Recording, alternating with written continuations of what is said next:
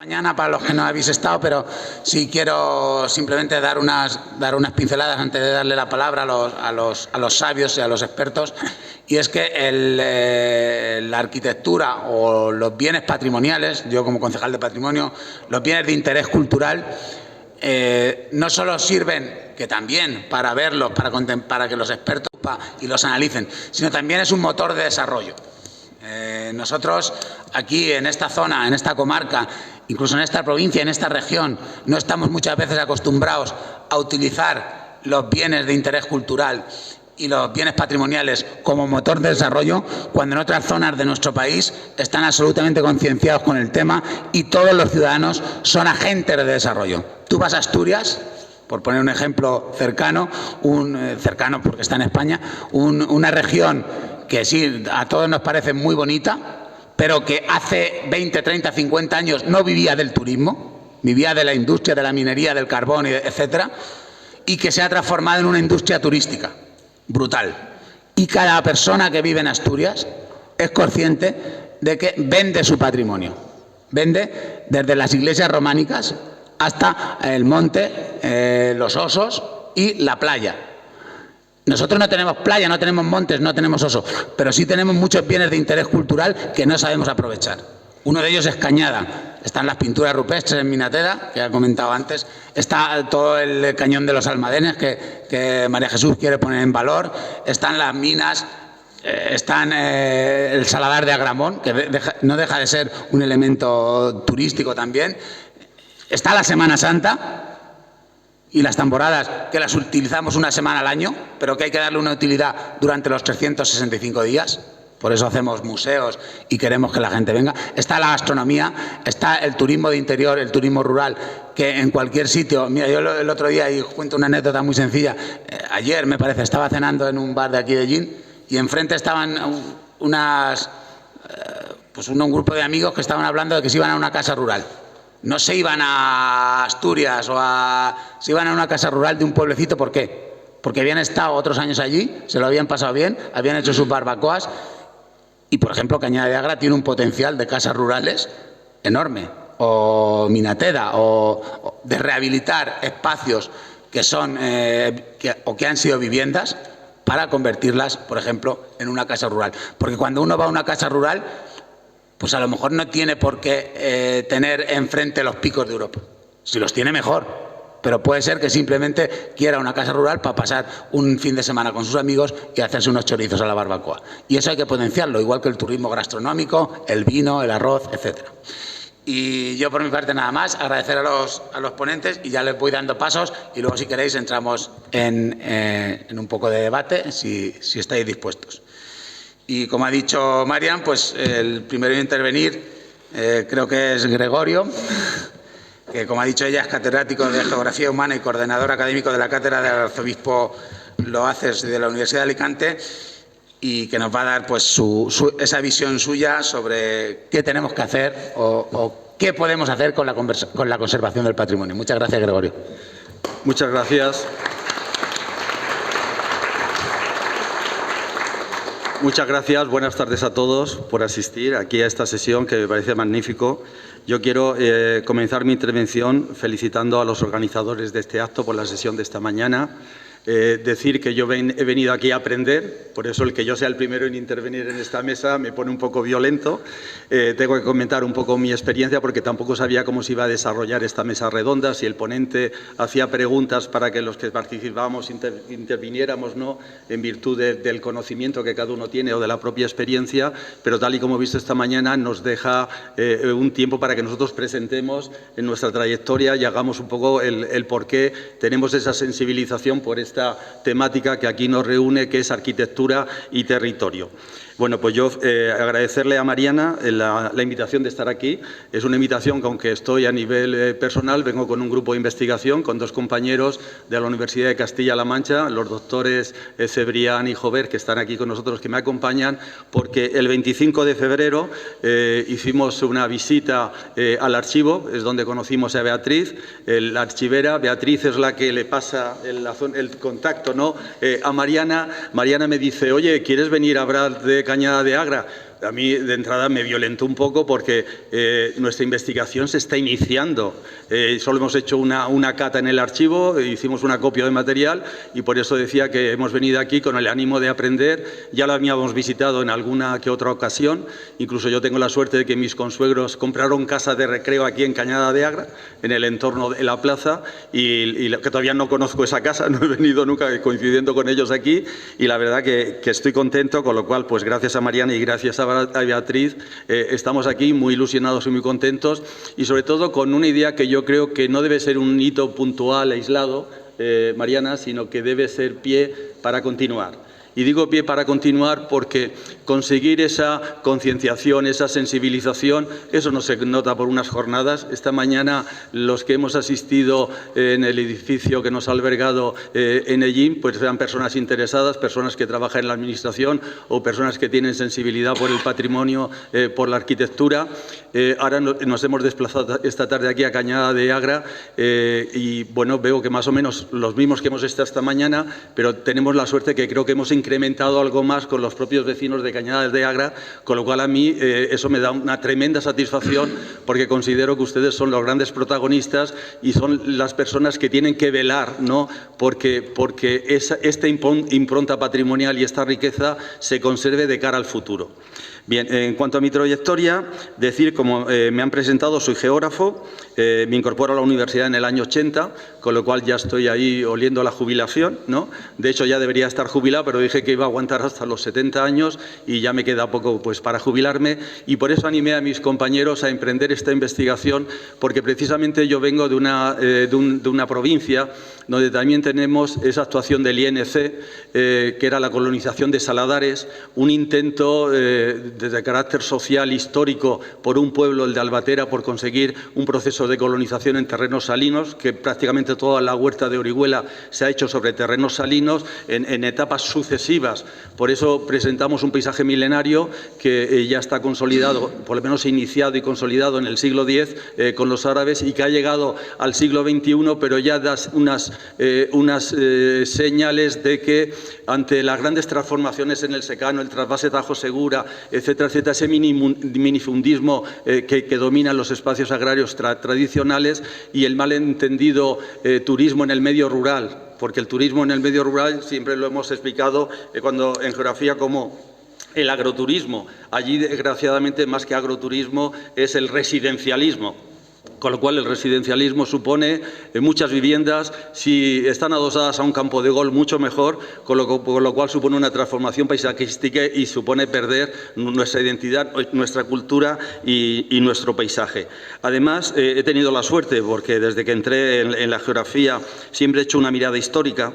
A mí siempre practicar esa geografía histórica me ha interesado mucho, porque hacer una geografía actual siempre la considero que es una geografía más de tipo de laboratorio, ¿no? Los datos se terminan desfasando de una década a otra. En cambio, cuando uno mira al pasado e intenta proyectar ese pasado en la evolución y enfocar hacia el futuro, yo creo que eso tiene una mayor proyección y, sobre todo, a mí personalmente me satisface, porque me gusta estar en los archivos, me gusta encontrar un documento que nadie ha visto y sacarlo a la luz, publicarlo, porque me doy cuenta que mi función es una función que estoy aportando a la sociedad muchas cosas. Por eso digo todo esto, porque mi primera andadura dentro de la geografía, mi primera publicación, se publicó en Estudios Geográficos, que es una revista de Madrid, vinculada al Consejo Superior de Investigaciones Científicas en el año 80, cuando estaba yo con mi tesis doctoral, y precisamente el título era Los Saladares de Albatera, un intento de colonización actual. No, o el fracaso de un intento de colonización actual. Precisamente José Luis Fernández del Amo fue el que diseñó el poblado de San Isidro. Siempre ha sido San Isidro de Albatera, pero como era una entidad menor, consiguió con el proceso histórico hoy día ser municipio independiente. Hoy tiene entidad municipal desde 1993, es decir, que es un proceso bastante reciente. Y eso marcó, ese intento por abordar la colonización ha marcado casi toda mi labor investigadora en la universidad, centrándome en la colonización en España, con esa visión retrospectiva, con esa visión histórica, y porque en España yo creo que que es un país paradigmático en el concepto de la colonización, porque nos podemos referir al INC, que se crea después de la Guerra Civil, en periodo autárquico. Aquí nunca ha habido una reforma agraria, con lo cual siempre ha habido una sed por la tierra, ¿no? y el enfrentamiento con la clase dominante, los grandes latifundistas, los grandes terratenientes. De hecho, este territorio que se coloniza con esas tres poblaciones, hoy, como ha expuesto la ponente que me ha precedido, asentó 100 familias, ¿no? 80 y 20 he oído comentar, pero en origen estas tierras pertenecían a 17 grandes latifundistas, con lo cual la comparativa es extraordinaria, ¿no?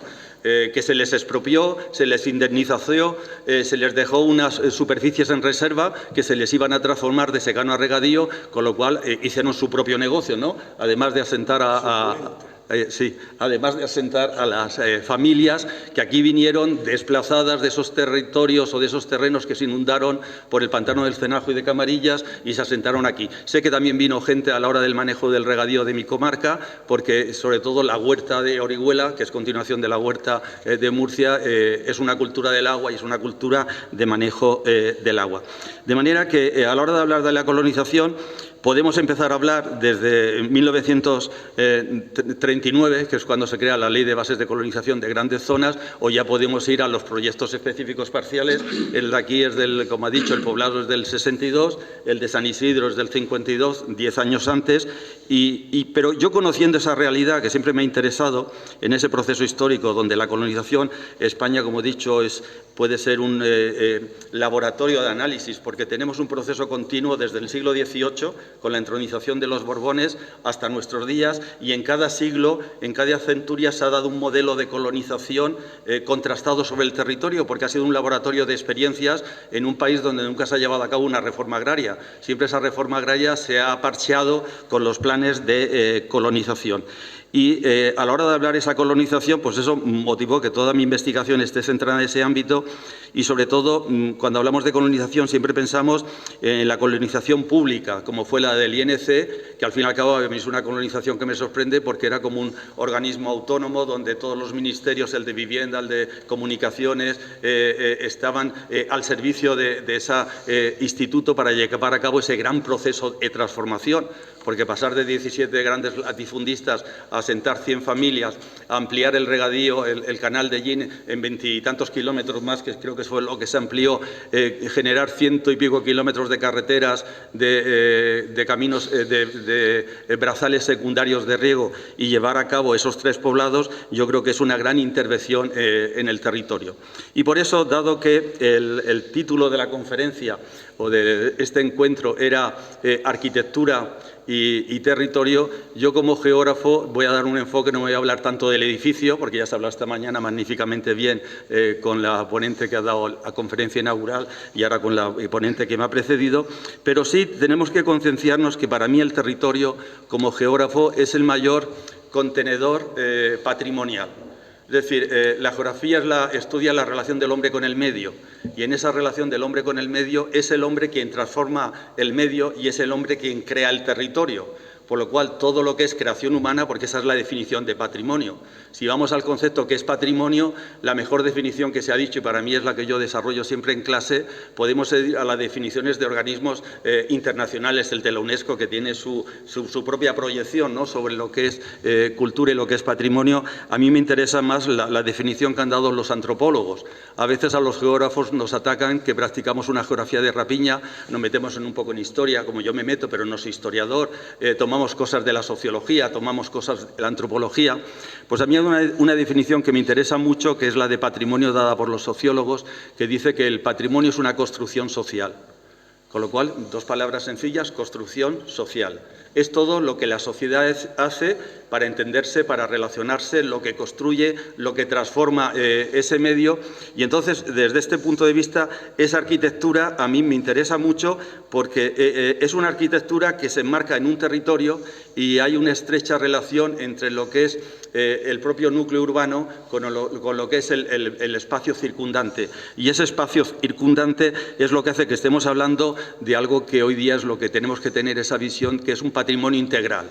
Es decir, el propio edificio, si antes esta mañana la ponente ponía de manifiesto la desaparición, el deterioro, la adulteración, es decir, se pierden las escalas, se pierden las perspectivas, se pierde el skyline de lo que es el centro histórico, ¿no?, por ese avasallamiento, por ese crecimiento en altura, con lo cual estamos perdiendo valores que son inmateriales y valores que son referentes para la gente que ha vivido en ese espacio. Pero a veces no valoramos suficiente lo que es el territorio circundante, que es el espacio que nos rodea, y yo creo que por eso estamos aquí, porque a mí me gusta mucho esa relación de si Cañada de Agra es big porque está en un espacio circundante, con lo cual puedo comprender ese proceso de transformación del secano, donde antes había una cerealicultura de muy fuerte rendimiento, con una recolección de esparto o con algo de olivar, y hoy tenemos un paisaje de regadío interesante, con lo cual podemos hablar de ese patrimonio integral. De ese patrimonio integral, aquí es una colonización pública, todo el esfuerzo del Estado emprendido dentro de la dictadura en ese proceso de transformación, pero a la hora de hablar de la colonización tenemos un país donde se han hecho muchas experiencias, muchos proyectos a nivel privado, y algunos han culminado con éxito. Precisamente tenemos uno en la zona donde vengo, que es el que más he trabajado como colonización privada, que es la del Cardenal Belluga en el siglo XVIII, y supone la ampliación de la huerta desde el siglo X al siglo XVIII, y luego la última ampliación es la que hace el INC en los saladares de San Isidro, en la zona de Albatera. Esa colonización privada desde el siglo XVIII ha merecido los elogios de todos los ilustrados centrados en el medio rural, de todos los agraristas de siglos posteriores, incluso está en la base de los proyectos de colonización en territorios de máxima dificultad, como pueden ser las marismas del Guadalquivir, porque si Belluga consiguió en el siglo XVIII con sus propios recursos sanear un territorio, era posible, ¿no?, transformar una laguna en una zona de regadío intensivo, o transformar una zona como era el Sinus Ilicitanus en nuestro territorio, convertirla en un espacio de producción agrícola intensivo, como hoy día lo encontramos, y de hecho es una continuación y culminación de la huerta histórica. Bien, a la hora de hablar de la colonización tenemos dos vías: una colonización directa, que es la que emprende el Estado con toda su capacidad de gestión y de organización y de recursos, y luego tenemos una colonización indirecta que ha estado a lo largo de los siglos haciéndose mediante determinados incentivos a la propiedad privada para la inversión, para la innovación, para el desarrollo en el medio rural. Por eso digo que tenemos un buen laboratorio a la hora de ver esa relación entre urbanismo y territorio enfocado en el tema de la colonización. Y en esa experiencia últimamente he ido evolucionando hacia el paisaje, y sobre todo a un paisaje en mi territorio que es el más delicado, el más complejo, el que tiene la mayor agresión, que es el paisaje de huerta. Un paisaje de huerta que yo vi con tristeza cómo en el 2009 mi propia comunidad autónoma presentaba a la UNESCO una declaración para que el Tribunal de las Aguas de Valencia, que es el organismo que gestiona el regadío de la Huerta de Valencia, junto con el Consejo de Hombres Buenos, que es quien gestiona el agua en la Huerta de Murcia, se hicieran una candidatura conjunta para que la Huerta de Valencia y la Huerta de Murcia, a través de esos órganos de gestión del agua, fueran patrimonio de la humanidad. Y lo consiguieron en el 2009. Y claro, uno se queda como diciendo, bueno, ¿y es que Orihuela no existe? La huerta de Orihuela no existe cuando era en ese momento la mayor superficie de huerta que quedaba, porque tanto la ciudad de Valencia como la ciudad de Murcia han fagocitado su espacio circundante, porque lo han devorado con polígonos industriales, con las ampliaciones urbanas, con las carreteras, con las rotondas, es decir, una expansión hacia la periferia. Entonces ahí inicié un proceso en la universidad de decir, bueno, la geografía tiene que ser también implicación social, tiene que ser mover conciencias, y por eso estoy hoy aquí, porque un poco animar a Marian, a las personas que le han ayudado a que continúen con esta labor. Porque creo que si nos quedamos solo en el ámbito científico, en el ámbito académico, podemos sacar libros magníficos, podemos sacar libros extraordinarios, pero mi propia experiencia es que en este país se lee poco. Cuando se lee, evidentemente, no se lee un libro científico. Yo siempre soy partidario que los libros científicos se regalan. Si te los patrocina una entidad, son libros para regalar, pero son libros o de consulta para especialistas, pero que no llegan a la población en general. Entonces, llevé a cabo ese proceso de sensibilización, de concienciación, y empecé a montar las jornadas en defensa de la huerta. Esas jornadas en defensa de la huerta las estoy manteniendo desde el 2006 hasta nuestros días, y cada vez ha ido evolucionando, intentando no cansar a la sociedad, metiendo otras variables. Así han salido 5 manifiestos en defensa de la huerta, uno cada 2 años. Han salido 5 o 6 publicaciones donde abordamos ya dándole un concepto al paisaje histórico, ¿no? Pero con un tema de modernidad. Porque si yo hablo de la huerta y decimos es un regadío histórico, ¿cuántos regadíos históricos tenemos en nuestro país? Es decir, si la base económica de nuestro país ha sido la agricultura, donde se podía derivar el agua de un río, hemos generado un espacio de agricultura intensiva. Pero en cambio le podemos dar un giro, podemos actualizar ese discurso y hablar de una agricultura sostenible, hablar de la gran ingeniería hidráulica, porque nosotros estamos funcionando todavía en las ampliaciones hasta el siglo XVIII y en la ampliación del INC con una tecnología hidráulica que introdujeron los árabes y que ya están recogidas en las crónicas árabes del siglo IX y del siglo X. Al-Udri, Al-Makari, Al-Idrisi ya ponen de manifiesto ese funcionamiento de la huerta de Murcia y de Orihuela. Y el último enfoque que le he dado es hablar de la huerta como la monumentalidad del edificio hidráulico de la huerta del Bajo Segura. Es decir, ya edificio hidráulico, es decir, un paisaje es un edificio, un paisaje es un monumento. Pues sí, sí.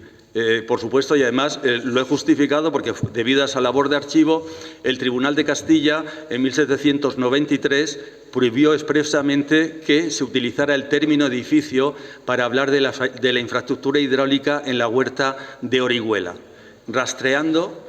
Todavía hay agricultores que al referirse a una acequia o a referirse a una zarbe, a una canalización de distribución de riego o de avenamiento, todavía siguen utilizando el término edificio, y eso que por sentencia del Tribunal de Castilla estaba prohibido desde finales del siglo XVIII. Indagando y buscando, porque para poner de manifiesto esa monumentalidad, pues revisas esa documentación histórica y encontré la base de esa afirmación en un diccionario de Diego de Guadix de finales del siglo XVI, de arabismos, que pone qué palabras hay en el castellano tomadas del árabe, y en concreto señalaba el concejo de zanja, C con cedilla, zanja, y dice así Diego de Guadix: llaman en España al inicio de todo edificio. ¿Qué es la red de riego? Son canales excavados en tierra, son zanjas por las que el agua se conduce, por las que el agua circula para generar ese regadío por gravedad y esa distribución del agua. Con lo cual, me interesa ese concepto porque a mí el que Cañada de Agra sea bien de interés cultural, es decir, que tenga la máxima categoría jurídica de protección, es un referente a nivel nacional y un referente para todos los que nos dedicamos a la geografía del medio rural. Esa es mi especialidad y mi plaza, mi cátedra, que la gané en el 2002, es de geografía, geografía rural en concreto. Es decir, bueno, el paisaje hay que verlo con esa proyección de creación humana. Es un paisaje antrópico, como este poblado es un poblado de creación humana, pero es un poblado de creación humana que lo diseñó un arqueólogo. Yo no lo conocí, he leído algo de él. Ahora volver a entrar en contacto con su hijo es algo que me satisface para nuestro proyecto. Y en ese proceso de patrimonialización, como en cualquier bien, el patrimonio es algo que puede estar en la cabeza de una persona, lo puede idear una persona. Consideramos patrimonio un cuadro de Velázquez, pero sabemos que no podemos tener, ni todas las comunidades autónomas tienen cuadros de Velázquez, pero ese proceso creativo de una persona que intenta en un determinado momento, como fue en el 62, diseñar un pueblo moderno, un pueblo que tiene aquí la originalidad de que no es un plano rígido, de que no es un plano hipodámico, que se corta en ángulo recto, aunque hay una centralidad, como ha puesto de manifiesto la ponente. Yo en esa mirada retrospectiva estoy viendo ese debate que hay a nivel científico, a nivel internacional y también en la Universidad Española, de esa relación campo-ciudad, que es cuando la ciudad empieza a romperse por ese crecimiento en la periferia y surgen los socialistas utópicos, surgen Owen, Fourier, es decir, y empiezan a hacer postulados. Bueno, pues aquí vemos un postulado que me parece muy moderno para el año 62. San Isidro es un plano hipodámico rígido. Sabemos que la trama urbana hipodámica es una trama dura, rígida, solo que allí José Luis Fernández del Amo tuvo la oportunidad o la ventaja o el acierto de insertarlo dentro de un palmeral. Resulta que el palmeral de Elche es patrimonio de la humanidad a raíz del Convenio Europeo del Paisaje del año 2000. El segundo palmeral en importancia que hay en la provincia de Alicante precisamente es en el de San Isidro. Y en cambio no están concienciados por esa labor de decir vamos a conseguir sacar rentabilidad a lo que tenemos, que es un proceso de colonización extremo, durísimo. De hecho, la colonización allí fracasó. El asentamiento de colonos se produjo en el año 57, es decir, 5 años después del proyecto de colonización. Se le iban a dar 5 años de tutela a ese colono y el acceso a la propiedad de la tierra se ha demorado hasta principios del siglo XXI. ¿Por qué? Porque lavar un suelo salino con unas aguas que a los 3 años del bombeo del acuífero subterráneo salió salina, hizo inviable ese proceso de colonización y el Estado estuvo tutelando esos colonos y ese proceso hasta que llegaran las aguas del trasvase Tajo Segura, con lo cual para mí hoy San Isidro es el exponente de culminación de una huerta donde la tecnología es tecnología antigua, porque es el sistema de origen islámico, pero también es tecnología reciente, moderna, como es el trasvase de aguas de una cuenca a otra, de la del Tajo a la del Segura. Entonces, a diferencia de Cañada de Agra, que es la envidia que tengo, ¿no?, y la satisfacción, por un lado, satisfacción porque hay instituciones, hay organismos que han hecho todo lo posible por llegar a esa declaración de Vic y conservarlo como modelo para las generaciones futuras, generaciones no solo del entorno del municipio de Ellín, sino a nivel nacional. Has expuesto que hay muy pocos que están adscritos al Docomomo, porque hay otros que ciertamente por su propia evolución, o bien de fracaso, o bien de un desarrollo económico mal entendido en un determinado momento, terminaron desvirtuando lo que era el proceso inicial. Yo no he estudiado porque ya digo, hemos hecho la primera cata, fue el 25 de febrero con Beatriz, pero por ejemplo, si pienso en San Isidro, para mí San Isidro es un ejemplo de una arquitectura cubista en el año 52, en un plano hipodámico, un pueblo también con unas tipologías de edificaciones para que no sea monótono, para que no sea todo completamente homogéneo, pero hoy día cuando lo visitamos está completamente transformado, porque pasa una vía rápida, la autovía que va de Alicante a Murcia y la autovía que va de Alicante a Cartagena, con lo cual está pinzado por 2 vías rápidas. Sabemos que las vías son ejes de desarrollo y eso ha motivado que San Isidro tenga 2 polígonos industriales. 2 polígonos industriales, toda su superficie agrícola, que eran 1.600 hectáreas, viene a ser equivalente a la propia superficie que había aquí, creo que he leído que eran 1.700 hectáreas, entre los 3 pueblos las que se transformó entregando lotes a los colonos de 5 hectáreas. Bueno, allí es una culminación porque tienen el sistema de riego por gravedad tradicional, pero también tiene el sistema de riego tecnológico gota a gota, y hoy día sí que donde antes habían cultivos que resistían la salinidad, hoy tenemos ya el desarrollo de una citricultura y el desarrollo de una agricultura hortícola importante y puntera. Pero, en cambio, todo ese desarrollo, ¿qué es lo que ha llevado? Ese desarrollo ha llevado que se haya perdido la identidad del momento de creación.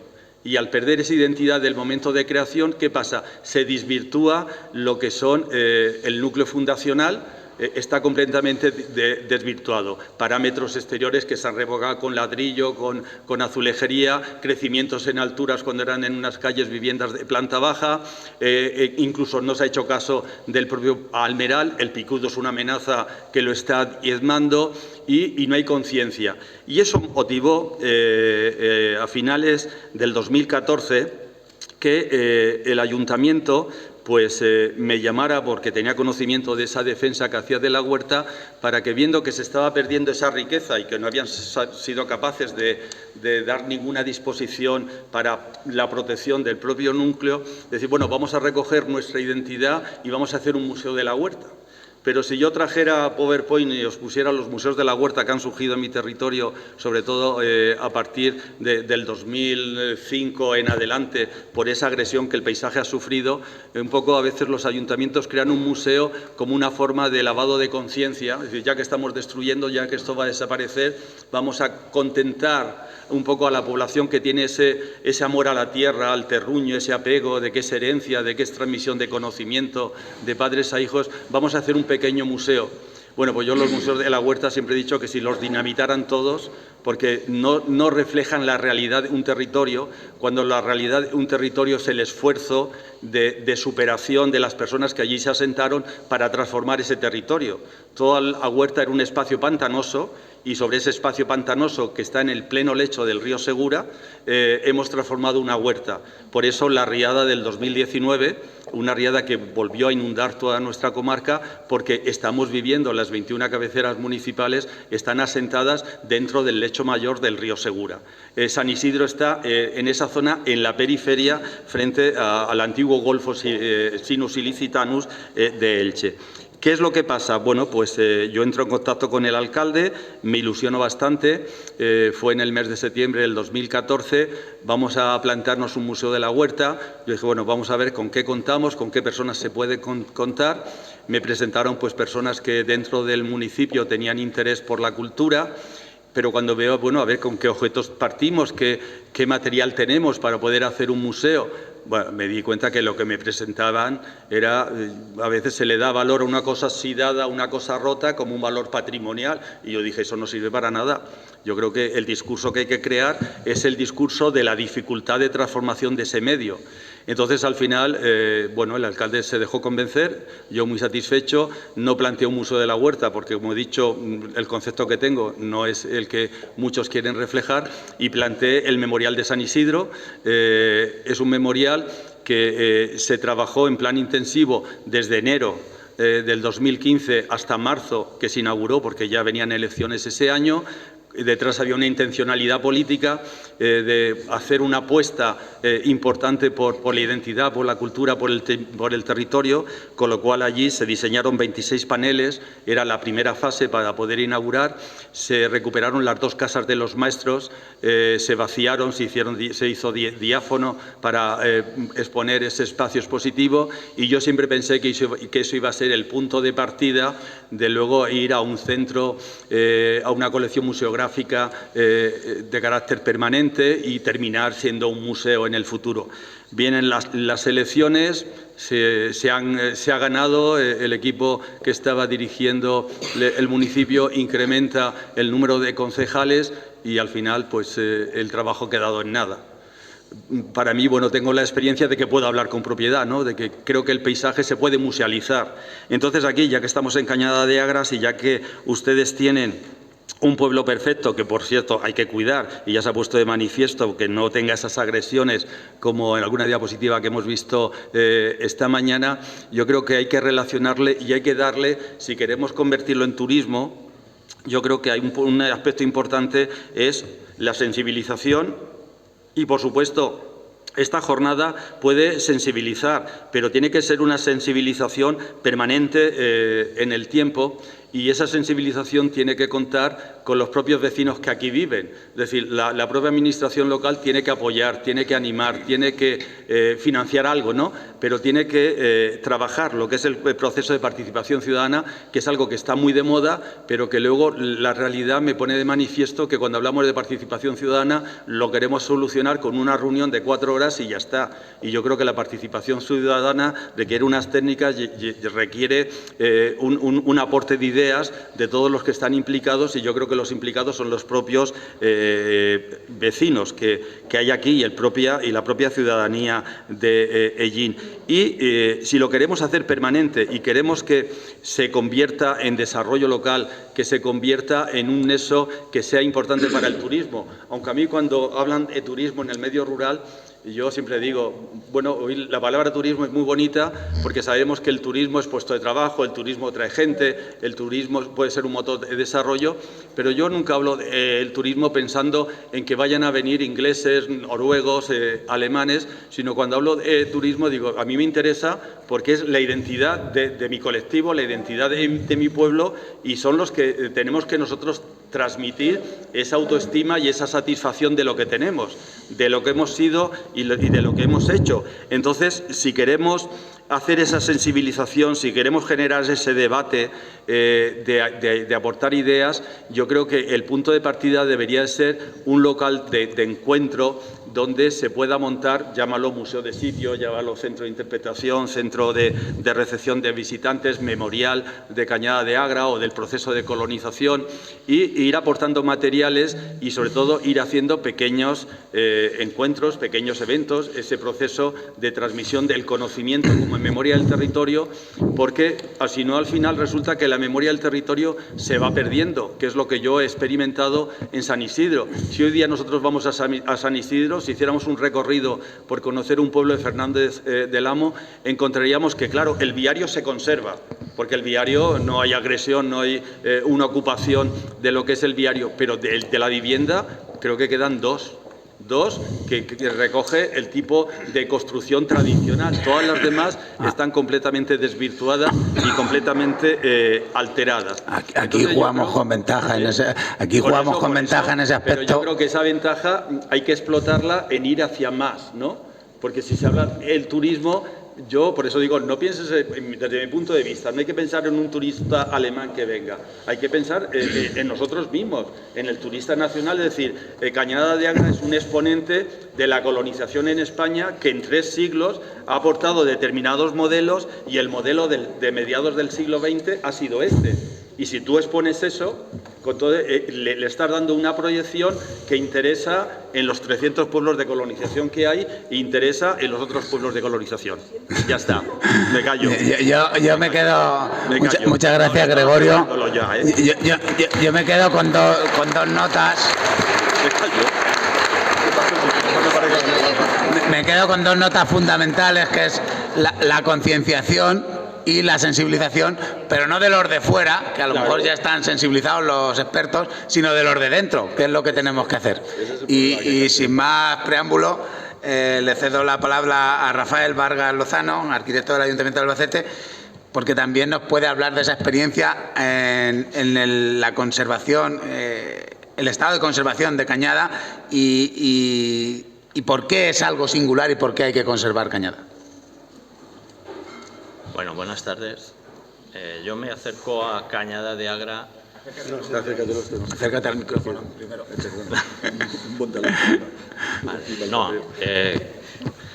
Yo me acerco a Cañada de Agra no desde la arquitectura, el urbanismo, ni como estudioso ni no estudioso, que no lo soy desde luego, sino como usuario, que se diría ahora en informática.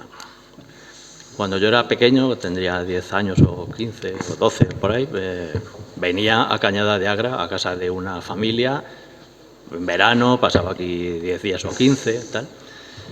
Y entonces me gustaba siempre venir porque era un sitio muy raro. No podía decir que venía a un pueblo, yo esto no lo sentía como un pueblo porque yo salía a la puerta y allí no había una calle, había campo, pinos. Era jugar en libertad.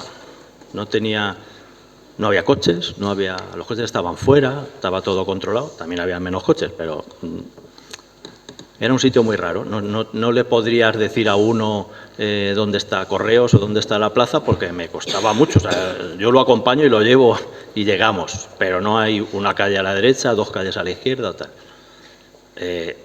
Una vez que llegabas, lo bueno es que yo vivía arriba, en una de las 9 viviendas esas que se hicieron después, con lo cual, para llegar a la plaza, solo tenía que ir cuesta abajo.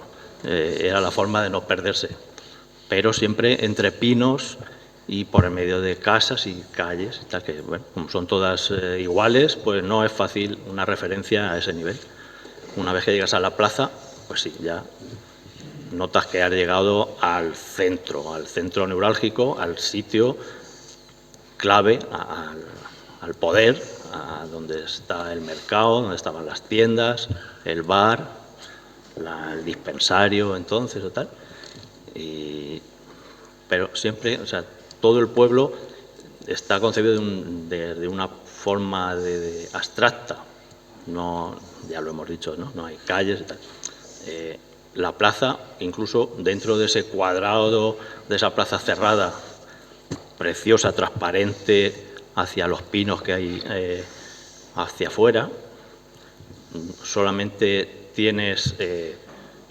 bueno, es una plaza, como todas las plazas, o la mayoría de plazas de los pueblos de colonización, y en esencia de los pueblos de la península, porque los pueblos se hacen con referencia, aparte de muchas extranjeras y muchas tal, pero siempre pues como un pueblo más, aunque hecho de una vez. Todas las plazas siempre pues tienen el mercado, la plaza cívica la tienen el ayuntamiento, tal, la iglesia en general. Aquí la iglesia no está en la plaza físicamente, pero sí que está en la plaza visualmente, porque la plaza se recorta el tejadito a la derecha del ayuntamiento, baja y la plaza, la torre de la iglesia, pertenece a la propia plaza. Y es la forma de tenerla dentro de esta manera abstracta. Todos los edificios, no eres capaz bien de definirlo. Hablo desde un punto de vista de un niño o de alguien que no es uno mayor, un adulto que sabe definir las cosas. No hay continuidad física porque todos los edificios están contrapeados, incluso dentro de la propia parcela, están en esquinas opuestas, el otro también, y entonces hace un damero, de forma que todo es aislado, todo, no tienes medianera de construcción con otra construcción, en origen, ahora sí, pero bueno. Y eso lo hace un sitio imposible de contarlo, desde el punto de vista de la libertad de vivir en un sitio sin esa referencia. El ayuntamiento es el único edificio que, para marcar su simbología y su carácter institucional, es el único edificio que es simétrico. Es simétrico tanto en su diseño como en su disposición. Está en el centro justo de ese eje, pero de esa plaza que decía antes que no es cuadrada, aunque casi lo quiere ser, pero con un giro de 15 grados, creo que tiene más o menos, se deforma y coge las inclinaciones del resto de calles que van variando de una forma serpenteante. Eso, junto con lo que decía, que la puerta de tu casa sale al monte, a lo que tú ves monte, porque no es jardín. Hoy han ajardinado algunas zonas. Bueno, bien está. Yo me gusta más de la otra manera. Es la esencia, es el bosquecillo, no es el jardín. Pero tú salías ahí. Eso es lo que hace completamente diferente respecto a todos los otros pueblos, bueno, a los dos que hay cerca y a la gran mayoría de pueblos de colonización, excepto Vegaviana, que es como un primo cercano, que tiene sus similitudes en ese aspecto, pero tiene otras diferencias mayores, que aquel es más ordenado en ese aspecto cuadriculado de la palabra. Eso hace que sea un pueblo completamente diferente a todos los demás. El paisaje, los pinos, que son el principal material de construcción del pueblo. El pueblo se hace con materiales vernáculos, con materiales cercanos, piedra, yo no sé si se sacaba aquí de la cantera, pero yo creo que sí, que está ahí, madera, toda pintada de verde en origen, hierro, todo perfectamente reproducible. Eso es lo bueno de la arquitectura popular. Cualquier avería, cualquier cosa que tengas que reparar, se repara perfectamente porque tienes el material original en la puerta y, por lo tanto, tiene durabilidad infinita porque te admite el cambio. Eso es lo que tiene Cañada de Agra. Está muy bien conservado, depende de con quién se compare, claro, pero desde luego con cualquier pueblo de colonización de los que yo conozco y los que están aquí al lado más, está muy, muy bien conservado respecto a su estado original. Tiene problemas de adaptación al tiempo, ¿no? De ayornamiento, porque ahora mismo, claro, problemas de accesibilidad es una materia muy necesaria de vigilar, porque todo el mundo, o sea, la población, la pirámide de aquí, la pirámide de Edad, no tendrá nadísima que ver con la original. Toda España y todo el mundo ha invertido, el mundo occidental ha invertido la pirámide, cada vez hay más gente mayor, todos somos discapacitados en mayor o menor medida, y ya estas aceras de canto rodado, estrechas y tal, no son accesibles para la gente, y mucho menos pues grandes cuestas o cosas por el estilo. Eso quiere decir que sí que hay que transformar. Yo estoy hablando solo de lo que es espacio público. Las viviendas tienen otro problema, tienen esa fachada, que es el contacto entre lo público y lo privado, que tiene su problema, pero bueno, aquí realmente, aunque hay casos que he visto por ahí, bloques de hormigón o alguna chapa fea, pero todavía está bastante cuidado. Carpinterías, hay de todo, pero no son cosas que te llamen mucho la atención. En la plaza se han cambiado las 3 o 4 carpinterías grandes que había, de unas ventanas cuadradas muy bonitas de madera. Claro, mantener al día las solicitaciones que uno quiere para su casa es difícil. O sea, mantener una carpintería antigua de madera, tal, es difícil, pero se puede hacer. Para eso, con el plan especial que se va a hacer, pues habrá que organizar una oficina específica de cómo se llame, ¿no? De desarrollo del plan especial, de forma que sea algo parecido a una ventanilla única, que no estemos dispersando licencias y cosas de estas, que ayude, oriente, y si hay algún eurillo por ahí que sacarle a Europa o a quien sea, pues bienvenido sea para mantener el pueblo. Cuando te das una vuelta por aquí, yo vine el otro día, hacía mucho que no venía, desde cuando digo que era pequeño, pues a lo mejor pasaron muchos años, hasta que hace 4 o 5 años, no sé, Juan, había otras jornadas de cuando hicieron esto, cuando se hizo Vic, me dijo que sí quería venir y tal, y vine, y entonces me llevé un gran chasco, muy grande, y era ver que habían metido calles, asfalto, coches, en lo que antes era ese bosquecillo donde se jugaba y donde estaba en contacto el bosquecillo con la casa, directamente, una acera pequeñita y el bosque. Eso no me cabe en la cabeza que se haya hecho,